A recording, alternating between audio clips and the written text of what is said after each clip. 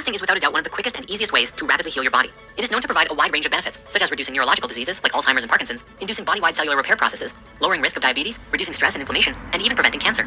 On top of these benefits, fasting also spurs deep mental, emotional, and spiritual healing, helping you release worries, anxieties, stresses, and even helping to get rid of certain addictions. In this way, we then find new clarity and peace within mind, body, and spirit, and may even come to places of deep spiritual revelation. Fasting has played a huge part in many different religions all around the world, which have been said to play a big part in connecting with God and finding ourselves. In Christianity, Jesus fasted for 40 days in the wilderness after being baptized by John in the River Jordan. In Buddhism, the Buddha practiced extreme levels of fasting prior to his enlightenment. In Islam, Muhammad practiced fasting quite regularly and initiated a new type of fasting called intermittent fasting, which was abstaining from eating and drinking from sunrise to sunset. This fast was adopted by all Muslims during the month of Ramadan and still takes place today. Fasting also plays a large role in Jainism, Taoism, and many other spiritualities. Across all of these faiths, they believe that fasting would bring incredible miracles into our lives. When combined with prayer or meditation and a commitment to our spirituality, fasting can help us to increase our spiritual abilities, reach states of deep inner peace, learn to identify the difference between authentic hunger cravings and food addictions, develop self-restraint and discipline, improve manners, protect us from lustful desires, and encourage great bodily purification. This is only a small list of the possibilities of what can happen physically, emotionally, mentally, and spiritually when we participate in a fast. So, how does this work? Well, on a physical level, our bodies have an innate capacity to heal themselves. However, under normal circumstances, a great deal of the energy in our bodies goes to the digestive system and metabolizing process, turning the food we eat into usable energy for us to live our lives. This also means that the systems required for healing and repair are put on hold until these other processes have run their course. Thus, by fasting, we are essentially asking our bodies to take a break from digesting, freeing up a lot of energy for use on healing other parts of our bodies that often get neglected. For those who are curious, the deep physical cleansing benefits of fasting only really arise when you cut out food entirely. Just eating less than your recommended daily amount is not the same, because eating anything at all adds to your body's active energy storage called glycogen, which takes about 10 to 12 hours to be depleted. It's only after this time that the body starts burning fats for fuel and using up your excess storage for energy. The benefits that we could potentially go into here are astounding. However, the main points are as follows.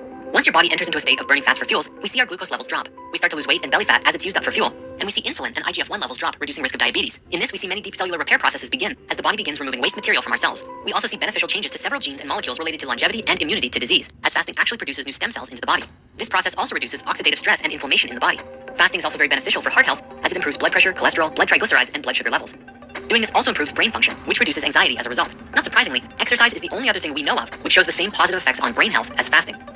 Whenever you end a fast, it's important to do it very carefully. If you come off your fast and go straight into eating how you used to, you may find your belly becoming quite bloated. This is only normal if you intake food too quickly, or eat food that your newly cleansed body doesn't actually like. If you instead start with teas, soups, and smoothies, and then begin shifting to small amounts of raw or plant-based foods, your body will have a much easier time adapting back to eating again. For those who are just starting out with the practice of fasting, you should probably know the different kinds of fasts that there are, because there are quite a few that exist now. Here's a short list of different fasts you can try.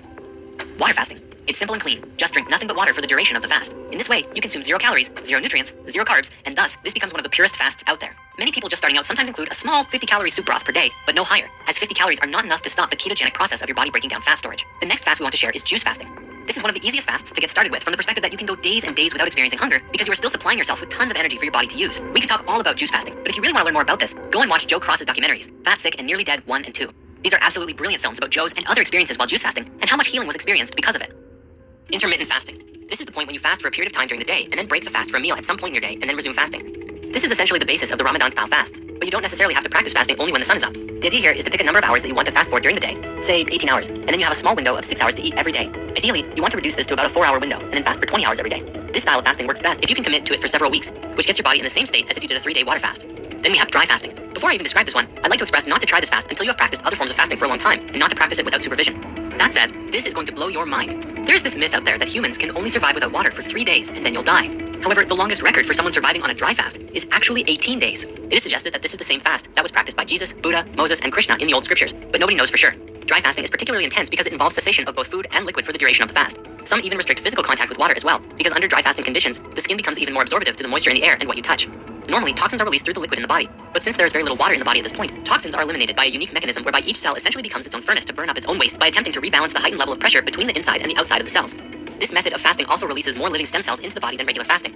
A Russian doctor named Dr. Filanov has practiced medical dry fasting with his patients and experienced some tremendous results in healing some very deadly diseases, and has compiled his research into a book called Dry Medical Fasting, Myths and Reality. A translation of the book is available on our website, and we'll provide links below in the author comments. My live-action counterpart, Jordan, actually did a 7-day dry fast between the August eclipses of 2017, and you can read about them on his blog, which will also post a link to that in the comments too. There's also a lot of new fasting systems out there that have been invented, such as the Master Fast Cleanse. This is a fast which combines intermittent juice fasting and dry fasting, where you consume dark juices for 6 hours per day, and then dry fast for the remaining 18 hours until the next hydration period. You also consume a small amount of psyllium husk pudding with activated charcoal and bentonite clay, which is essentially a fiber that massages your intestines and peels toxins out of your colon as it moves through. Then, once a week, you dry fast for a longer period, and that longer dry fast duration increases over the course of the fast, which is upwards of 60 to 120 days. Our friend Giovanni did this fast, and if you'd like to read about the experiences he had, you can do so on the Collective Evolution website, and we'll post links in the author comments below. Now, again, for those who are just starting fasting, or who even are seasoned vets, we'd like to give you some warnings and advice to keep everyone safe. Firstly, be careful and don't push yourself too hard. If you've never done fasts before, it can be jarring and very difficult to do a fast more than a day or two, but that's a great place to start. The first 3 or 4 days are always the hardest, but once you get into the flow of it, you might even find that you're not even hungry once the fat burning really begins. Also, fasting becomes easier with every friend or family member you do it with. When you have mutual support from the community around you, it's just naturally easier than if everyone around you is eating and you are not, where it becomes incredibly easy to fall off the fast before your body has fully reset. Moving on in the conversation of health and nutrition,